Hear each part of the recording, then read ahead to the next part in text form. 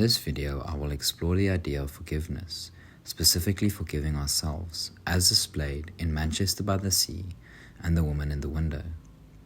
This video contains spoilers for both movies and also contains a small spoiler for Dostoevsky's novel, Crime and Punishment. In the movie Manchester by the Sea, Lee struggles to move on with his life after losing his kids in a fire that he caused. He is severely depressed, is disinterested in forming any new relationship or engaging in any social activities, continues to drink, and clearly struggles to display genuine emotion. In The Woman in the Window, Anna increasingly regresses, sinking into her own feelings of guilt.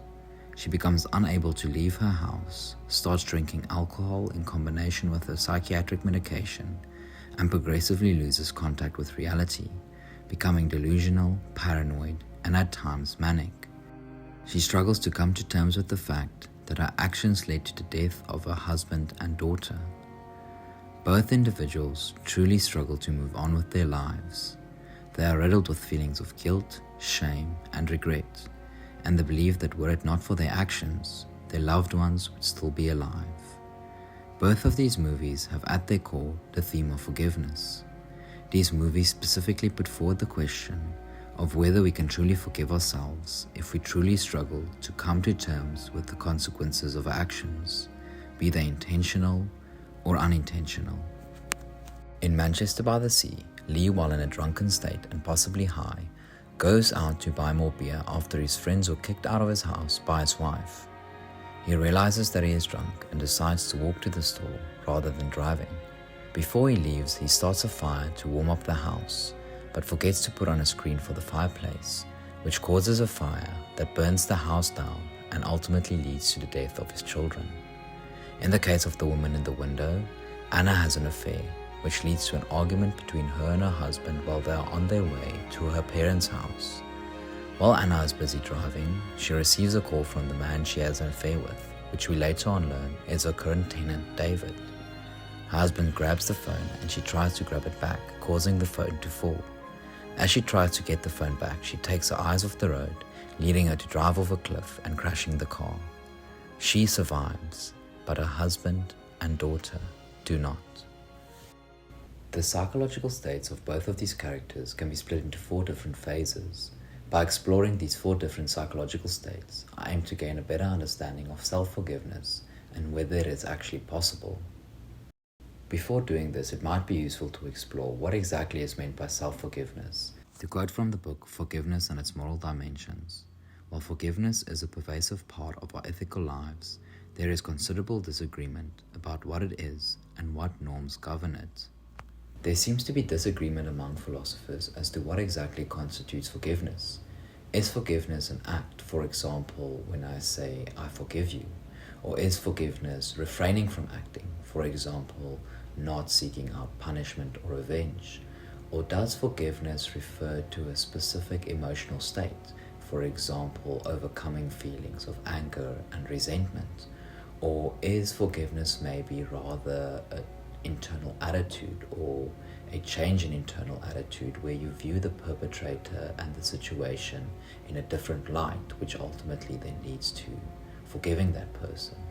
The views on self-forgiveness seems to be even less conclusive, where some philosophers are of the view that self-forgiveness is not even possible. Philosopher Pierre-Eric Millam writes, "The idea of self-forgiveness poses a serious challenge to any philosopher interested in giving a general account of forgiveness.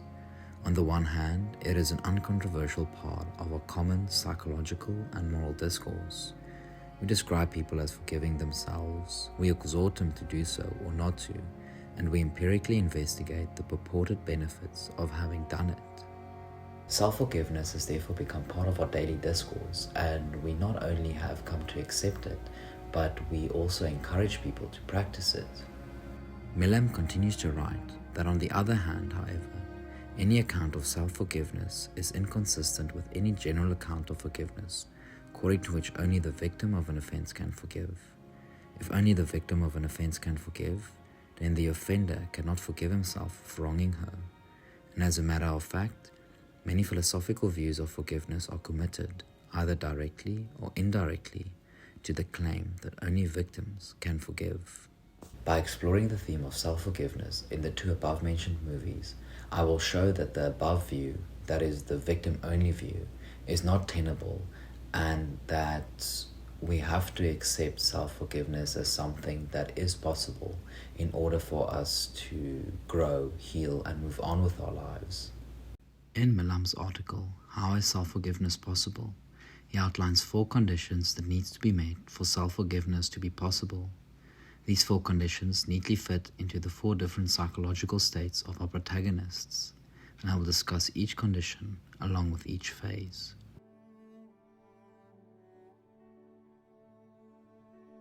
In these movies, we see 2 characters struggling to come to terms with the consequences of their actions. They have both developed some form of psychopathology and cannot come to terms with whom they have become, or even worse, who they might have always been. Lee clearly suffers from a major depressive disorder. He comes across as emotionless. There is a sense of internal emptiness. Anna, on the other hand, develops agoraphobia, where she is unable to leave her own house. Her internal world seems to be in disarray, where she neurotically obsesses over her neighbors, becomes extremely paranoid, and cannot fall asleep without drinking wine and taking her psychiatric medication. We see a similar phenomenon in Dostoevsky's novel Crime and Punishment. In Crime and Punishment, the protagonist Raskolnikov has a similar fate to the protagonist of these 2 movies. Dostoevsky poses a scenario to the reader of what will happen if someone acts in a way that contradicts their own value system or set of moral beliefs.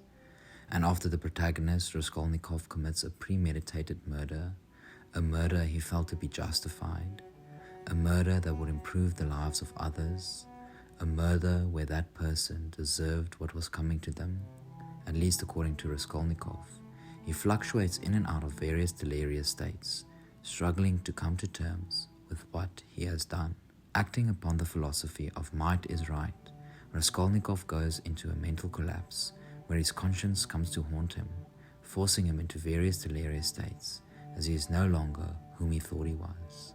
He has become aware of the fact that he has a murderous weapon, and perhaps even that each one of us can be a murderous weapon. His horrendous act forces him to think about not only his own nature, but the nature of all humans. This confrontation becomes too much, and in order to survive with this new murderous identity, the psyche develops mechanisms to cope, to detach from reality. The psyche ultimately relies on pathological states to survive. It must come to terms with its new identity, a person it thought it would never become. Just like Raskolnikov, Anna and Lee must come to terms with not only what they have done, but what these actions say about who they are. Is Lee merely a careless drunk who does not care for his family? Does Anna not value her relationship with her daughter and husband? Has she ever truly loved them? These movies do display moments where these characters do love their families. One of the most emotionally impactful scenes in Manchester by the Sea is when Lee describes to the police what happened that evening. His love and concern for his family is clearly displayed in this scene. He describes how he felt the house is cold and he did not want his kids to be cold. He describes how he can't use the internal heating as it is bad for his wife's allergies. He even comes back from the store with diapers. It is clear that he does in fact care for his family and does in fact love them. Anna, on the other hand, constantly watches videos and photos of her husband and daughter. She must listen to recordings from her husband to calm herself down, and even has pretend conversations with him in her head. The way she looks at her daughter clearly indicates a sense of true love and affection.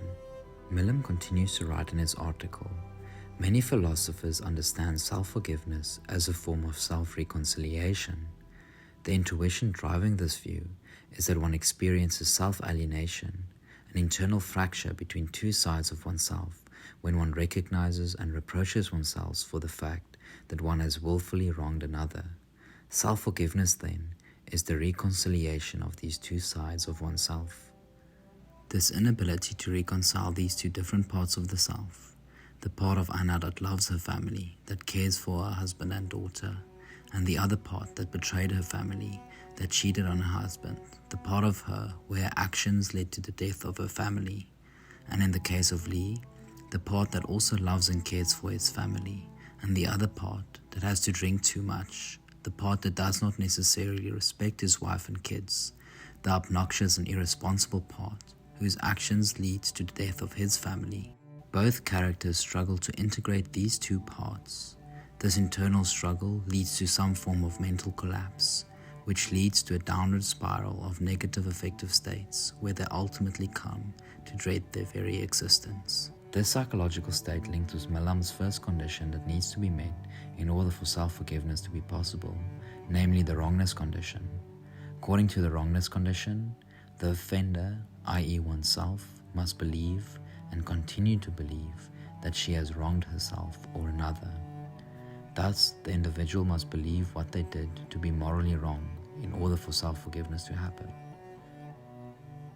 The mental collapse of both Lee and Anna and their inability to move on with their lives clearly show that the wrongness condition is met. Their psyche is overwhelmed by the consequences of their actions and has to adapt in order to survive.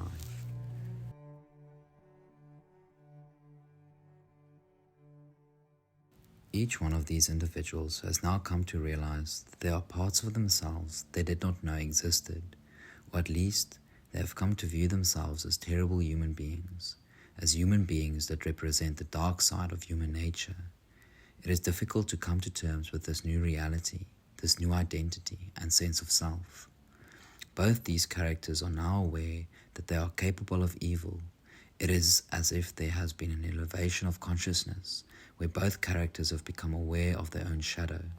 Besides coming to terms with who they are, they also have to come to terms with a world that does not have their family in it. The ones they love most are gone. Here, the protagonists cannot view themselves in the same light as they did in the past. They, as mentioned earlier, have undergone some form of internal fracture where they are alienated from their past self. They truly feel responsible for the death of their loved ones, and as such, carry this immense weight of guilt. This psychological state aligns with Milam's second condition of self-forgiveness, namely the responsibility condition.